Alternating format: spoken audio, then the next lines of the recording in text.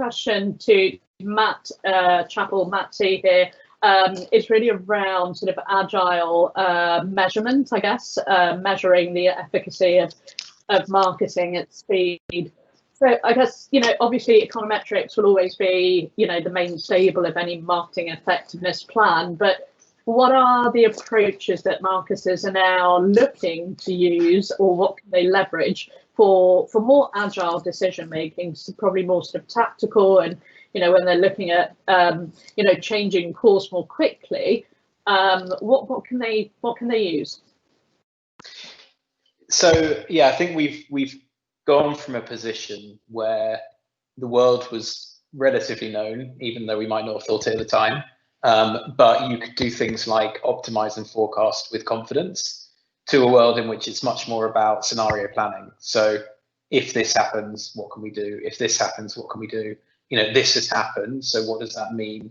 And that's been really interesting in terms of how you use the existing kind of models and the existing data you have to then flex to the new scenarios that are going on. So to take you back to the start of lockdown and some of the stuff that Matt Hill's been talking about, TV costs went down, but depending on the sector you were in, you might have expected your TV effectiveness to reduce. So obviously travel companies weren't advertising. There was no need. They didn't have cash flow. People weren't going on holidays. But for a lot of the other sectors, they saw some hit to their level of sales and the kind of efficacy, but not an 100% hit. So a lot of the scenario planning we were doing then was, given the new costs, at what point would your effectiveness need to drop to before it wasn't then worth you advertising, or you might reduce your advertising.